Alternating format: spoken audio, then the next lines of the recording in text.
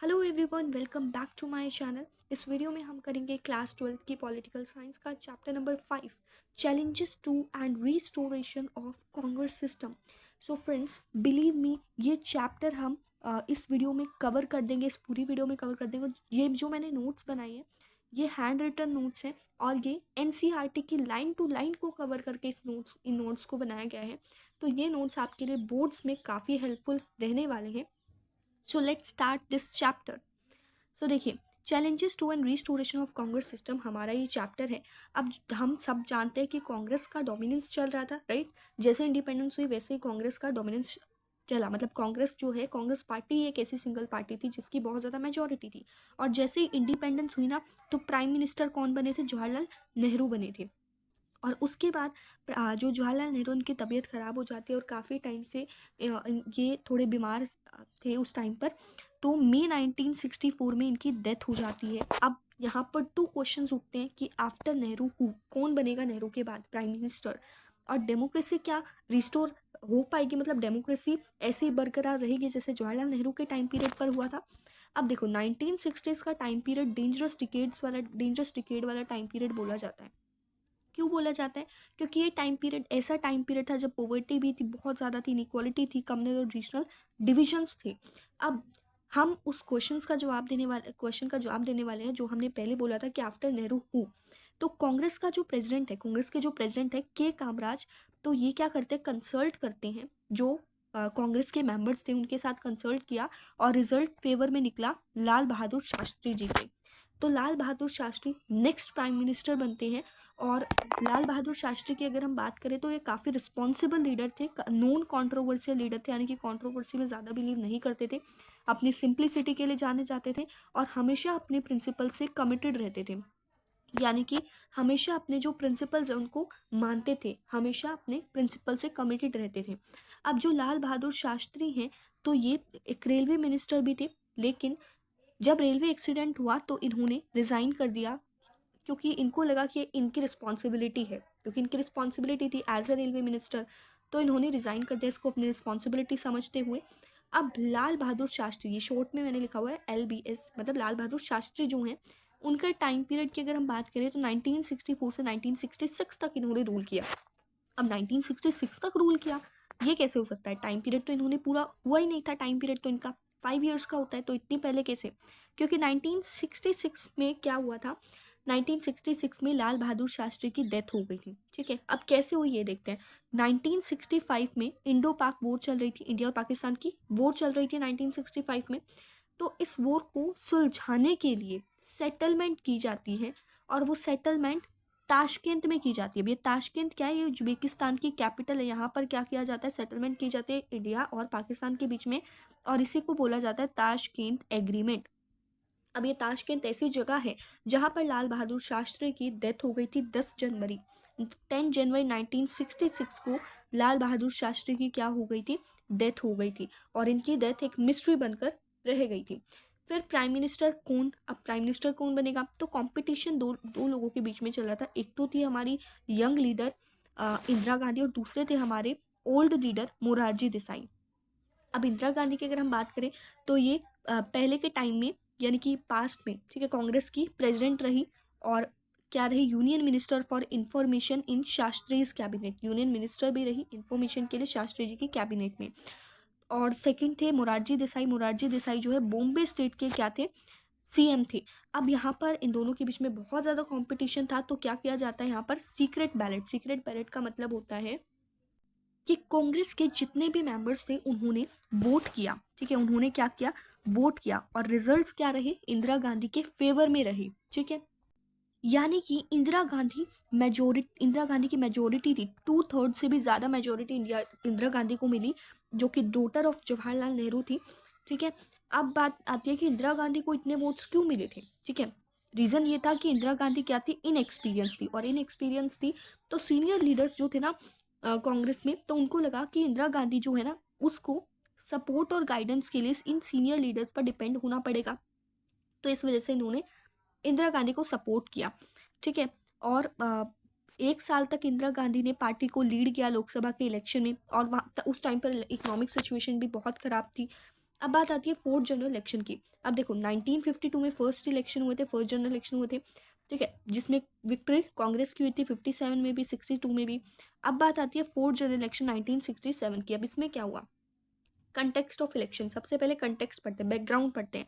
तो काफ़ी सारे चैलेंजेस फेस करने पड़ रहे थे, जैसे कि सक्सेशन हुआ हो गया इतनी जल्दी जल्दी, जो लीडर्स हैं उनके सक्सेशन हुए थे, एक लीडर की डेथ हुई, फिर दूसरे की डेथ हुई, फिर तीसरी लीडर आती है। तो ऐसे ये एक तो चैलेंज था। दूसरा चैलेंज था इकोनॉमिक क्राइसिस थे, मानसून फेल हो गए थे जिससे ड्रॉट आ गया था, एग्रीकल्चर प्रोडक्शन गिर गया था, फूड नहीं थी, जिस मतलब फूड की जो प्रोडक्शन नहीं हो रहा था, क्योंकि एग्रीकल्चर प्रोडक्शन कैसे होगा जब यहाँ पर ड्रॉट ही आ गया था, तो इरिगेशन नहीं मिल रहा था। उसके बाद क्या हुआ था, ये फॉरेन एक्सचेंज रेट भी कम हो गया था, इंडस्ट्रियल प्रोडक्शन भी कम हो गया था, और एक्सपोर्ट्स भी कम हो गई थी, यानी कि इम्पोर्ट्स पर डिपेंड होना पड़ रहा था, और मिलिट्री का खर्चा भी उस टाइम पर बहुत ज़्यादा बढ़ गया था। तो जो इंदिरा गांधी, उसने क्या किया, उसने एक स्ट्रैटेजी अपनाई, उसने डीवैल्यूएट कर दी इंडियन रूपी की वैल्यू। इसका मतलब है कि अगर अगर जो यूएस का डॉलर है तो उसे 5 रुपये में पहले खरीदा जा रहा था, तो अब उसी यूएस के डॉलर को 7 रुपये में खरीदा जाएगा, ठीक है, इसका ये मतलब है। उसके बाद क्या हुआ,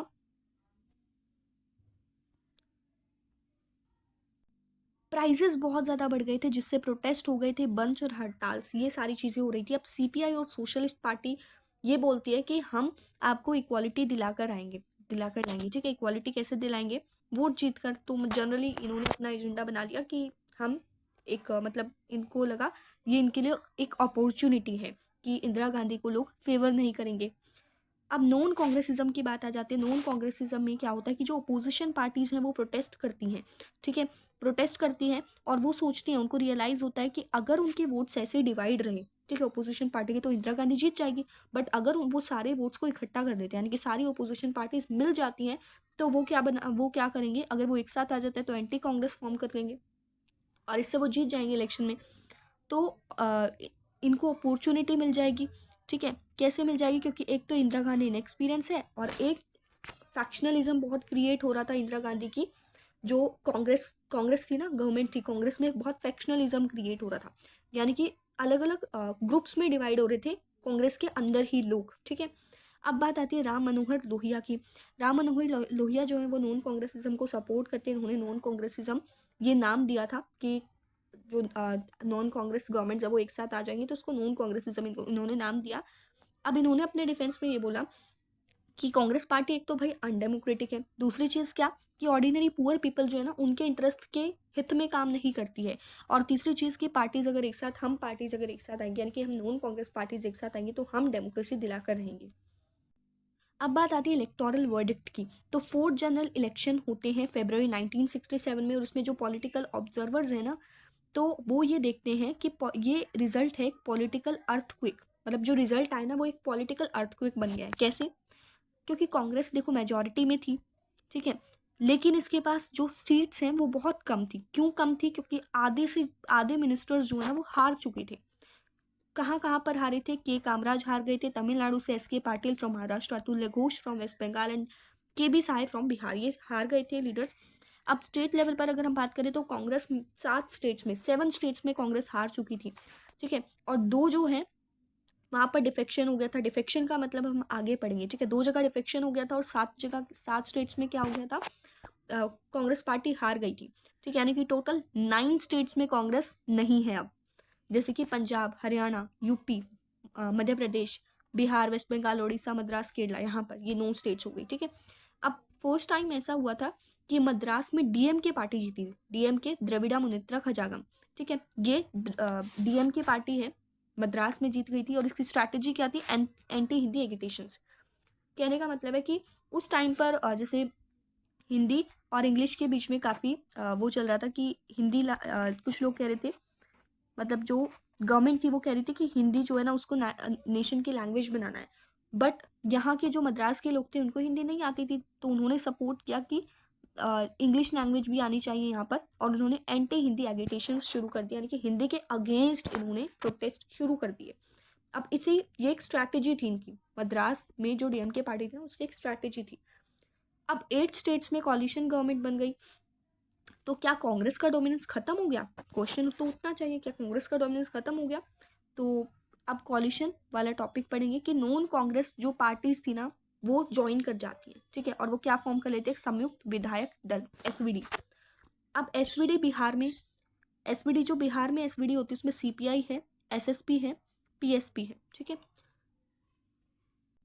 साथ में जो जनसंघ है वो राइट में है और लेफ्ट में कौन है, सीपीआई है। पंजाब की अगर हम बात करें तो पॉपुलर यूनाइटेड फ्रंट यहाँ पर है पंजाब में, और एक संत ग्रुप है, अकाली जो पार्टी है उसमें एक संत ग्रुप है, एक मास्टर ग्रुप है, और इसमें कौन कौन सी पार्टीज हैं, CPI, SSP, CPI M Marxist वाली, आरपी, बीजेएस, ठीक है।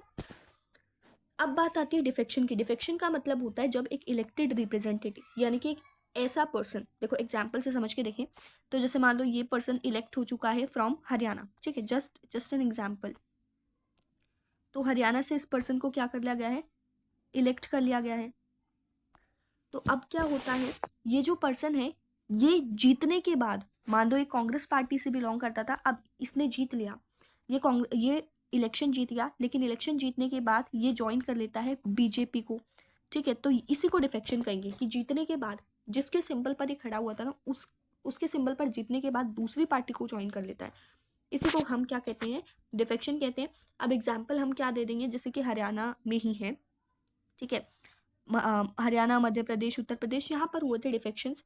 और एक आयाराम गयाराम बहुत फेमस टॉपिक है, तो आयाराम गयाराम के बारे में पढ़ते, स्टोरी पढ़ते हैं इसकी। आयाराम गयाराम का मतलब है फ्लोर क्रॉसिंग बाय लेजिस्लेचर, जो लेजिस्लेचर है वो फ्लोर क्रॉस कर रहा है। फ्लोर क्रॉस का मतलब क्या होता है, मान लो ये फ्लोर है, यहाँ से यहाँ चले गए, यही होता है फ्लोर क्रॉसिंग का मतलब। तो क्या हुआ कि जो गयालाल है, ठीक है, गयालाल कौन थे, MLA, member of legislative assembly, कहाँ पर, हरियाणा में, ठीक है, हरियाणा में थे।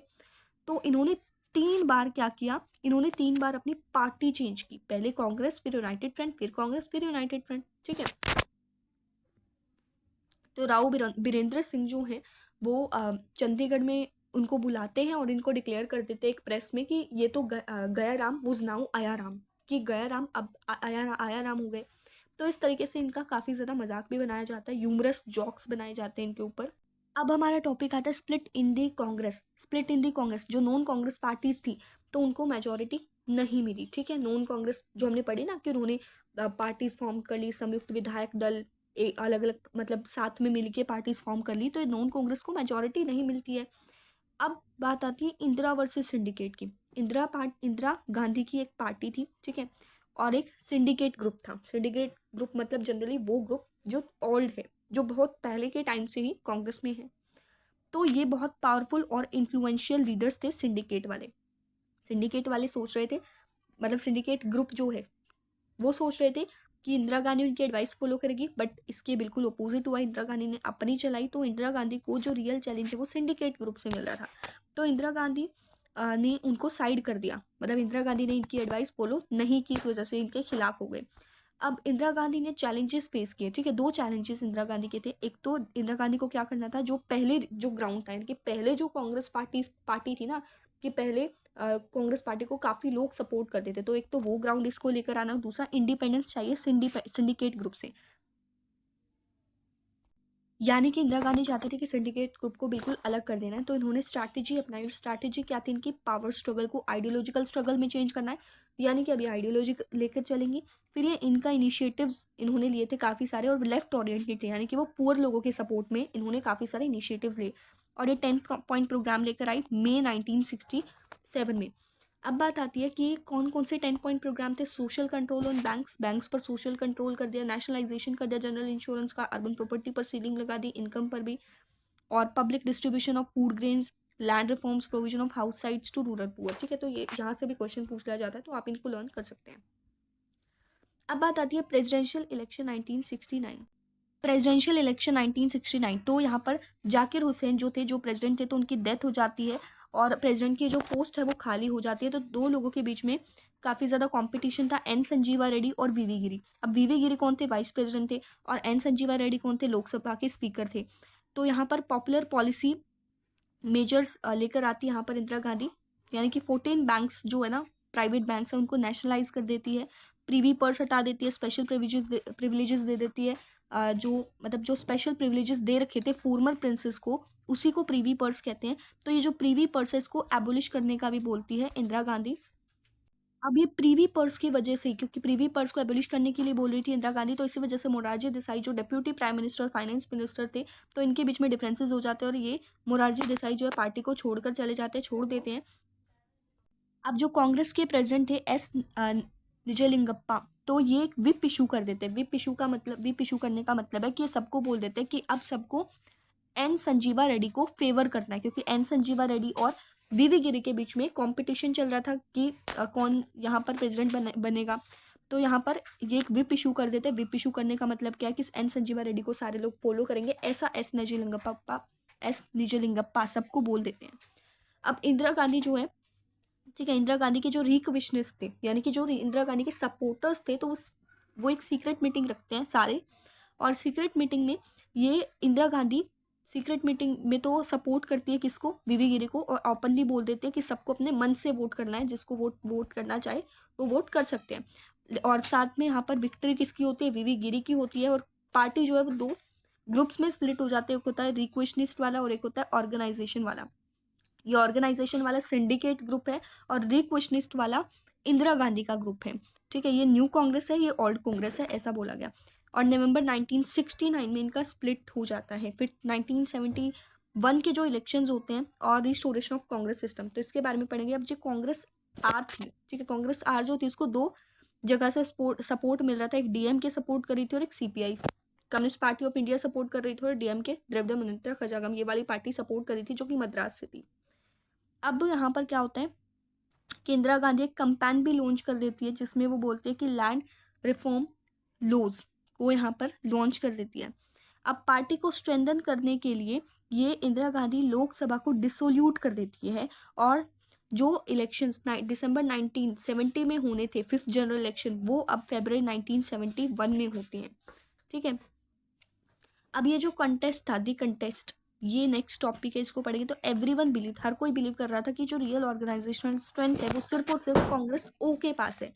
ऑर्गेनाइजेशनल वाली जो कांग्रेस है उसी के पास है, यानी कि सिंडिकेट ग्रुप वाली कांग्रेस के पास है। और दूसरी पार्टीज तो ये बोल रही थी कि उनके पास मतलब जो ग्रैंड अलायंस जो फॉर्म किया था, जो नॉन कांग्रेस पार्टी थी, जिसमें एसएसपी आ जाती है, पीएसपी आ जाती है, बीजेएस, एसपी, बीकेडी, ये सारी पार्टीज आ जाती है। तो ये इनके पास कोई कॉमन प्रोग्राम नहीं होता, और ये सिर्फ एक ही चीज़ बोलते हैं, इंदिरा हटाओ। और जो नई कांग्रेस थी, तो न्यू कांग्रेस जो थी वो कुछ उसमें कुछ डिफरेंट, उसने नया कुछ एजेंडा अपनाया, कुछ ऐसा इशू, एजेंडा, स्लोगन उसने अपनाया। और इसका एक पॉजिटिव स्लोगन था जो कि था गरीबी हटाओ, ये वाला स्लोगन इंदिरा गांधी ने अपनाया। और जो फोकस इसने रखा वो पब्लिक सेक्टर पर रखा, और सीलिंग जो है वो इम्पोज कर दी रूरल और लैंड होल्डिंग पर और अर्बन प्रॉपर्टी पर। जो डिस्पैरिटीज थी इनकम और अपॉर्चुनिटी में, उसको भी रिमूव कर दिया। प्रिंसली प्रिविलेजेस, यानी कि प्रिंसेस को जो प्रिविलेजेस दे रखे थे उनको भी इंदिरा गांधी ने अब एबोलिश कर दिया। अब जो ये गरीबी हटाओ था, तो गरीबी हटाओ जो है, अब जो इंदिरा गांधी है उसको काफ़ी सारे लोग सपोर्ट कर रहे थे, जो लैंडलेस लेबरर थे, दलित, आदिवासी, माइनॉरिटी में जो थे, विमेन जो थी, अनएम्प्लॉयड यूथ, ये सारे सपोर्ट कर रहे थे इंदिरा गांधी को।